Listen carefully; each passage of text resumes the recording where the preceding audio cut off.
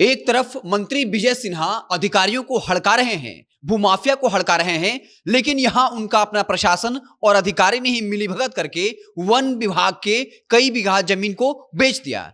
यह मामला 4 साल पुराना है। 4 महीना पहले डीएफओ ने एक पत्र लिखा था। 4 महीने से कोई कार्रवाई नहीं हुई। अब एक नए डीएफओ साहब आए हैं, फिर एक पत्र लिखा है और कहा है कि वन विभाग की जमीन को कुछ अधिकारियों ने माफिया के साथ मिली भगत कर बेच दिया है। पूरी खबर क्या है आपको बताएंगे। उससे पहले औपचारिकता के लिए बता दूं, मेरा नाम है हिमांशु कुमार और आप देख रहे हैं जनता जंक्शन। लगातार मंत्री विजय सिन्हा जिस तरीके से भूमाफिया को, अधिकारी को हड़का रहे हैं और चर्चा में बने हुए हैं, लेकिन एक ऐसा मामला आया है जो आपको हैरान कर देगा। यह पूरा मामला कैमूर के भगवानपुर अंचल से जुड़ा हुआ है, जहां वन विभाग के 62.5 डिसमिल जमीन को बेच दिया गया। वन विभाग की जमीन, जबकि सुप्रीम कोर्ट का फैसला है और बिहार सरकार का नियम है कि वन विभाग की जमीन को आप नहीं बेच सकते। हालांकि डीएफओ ने कहा है कि जमीन का दाखिल खारिज हो जाए या रसीद कट जाए, इससे फर्क नहीं पड़ता, जमीन जो है वो वन विभाग का ही रहेगा। लेकिन अब आप पूरे खेल को समझिए। अधिकारियों ने भूमाफिया के जरिए किसी को जमीन 62.5 डिसमिल बिचवा दिया, यानी पैसा जो है, कुछ लोग साजिश का शिकार होकर के लाखों रुपए देकर के वो जमीन खरीद लिया और वो पैसा भूमाफिया के जरिए अधिकारियों तक पहुंचा और शायद नेताजी तक भी पहुंचा होगा। अब जो जमीन बेचारा खरीदा है वो फंस गया। लाखों रुपए देकर उसने जमीन खरीदी, बकायदा सीओ कार्यालय से दाखिल खारिज कर लिया गया। अब जो जमीन खरीद रहा है उसे ज्यादा कानून की जानकारी नहीं होती है। उसे क्या पता था कि वो जो जमीन खरीद रहा है वो वन विभाग की जमीन है, क्योंकि सीओ साहब जो है वो दाखिल खारिज भी करवा दे रहे थे, रजिस्ट्री भी हो गई थी। तो कोई भी आम आदमी आपके जैसा, मेरे जैसा फंस सकता है, और वही उन लोगों के साथ हुआ। लेकिन जो लाखों रुपए, करोड़ रुपए की उगाही हुई, वो पैसा वो दलाल यानी भूमाफिया और अधिकारी ने सेटिंग करके कमा ली है। अब डीएफओ साहब पत्र लिख रहे हैं और लोगों को समझा रहे हैं कि आप इस तरह के बहकावे में मत आइए, नहीं तो आप पर एफआईआर दर्ज होगा। अब बताइए, अगर कहीं भी हम जमीन खरीदते हैं तो क्या पता कि वो किसकी जमीन है, किसके अंतर्गत आती है। अगर कोई जमीन बेच रहा है और सीओ कार्यालय से अगर रजिस्ट्री हो रही है, दाखिल खारिज हो रहा है, तो मेरे जैसा आदमी भी, आपके जैसा आम आदमी भी उस जमीन को खरीद लेगा।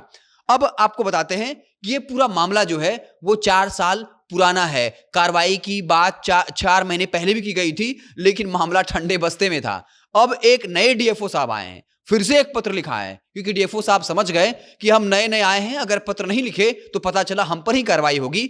और फिर ये कह रहे हैं कि कठिन से कठिन कार्रवाई, सख्त से सख्त कार्रवाई की जाए। तो सवाल उठता है कि जब 4 महीने पहले पत्र लिखा गया था, विजय सिन्हा इस तरह के लगातार बयान दे रहे हैं, सीओ के साथ, डीएसएलआर के साथ बैठकें कर रहे हैं, भूमाफिया को हड़का रहे हैं, तो फिर पिछले 4 महीने से उन भूमाफियाओं पर, जिन्होंने वन विभाग के 60 से 62 डिसमिल से ज्यादा जमीन जो है बेच दी, तो उस पर कार्रवाई क्यों नहीं हुई? कार्रवाई के नाम पर क्या होगा? क्या वाकई में जो बड़े अधिकारी हैं, जिनकी मदद से दाखिल खारिज हुआ, जिसकी मदद से रजिस्ट्री हुआ, क्या उन पर कार्रवाई होगी? और कार्रवाई के नाम पर क्या होगा? बस लिपापोती और कुछ दिनों की कार्रवाई होगी, सस्पेंड होंगे और फिर से भाई साहब जो करोड़ रुपए सब वन विभाग के सरकारी जमीन को बेचकर कमाया, वही पैसा बड़े अधिकारियों को पहुंचाएंगे और फिर से जॉब ज्वाइनिंग कर लेंगे। ये पूरी खबर आप समझिए कैमूर के भगवानपुर अंचल से आई है। और ये विजय सिन्हा जो दावे कर रहे हैं, जिस तरीके से उनके वीडियो हर दिन वायरल होते हैं कि वो भूमाफिया को सुधार देंगे,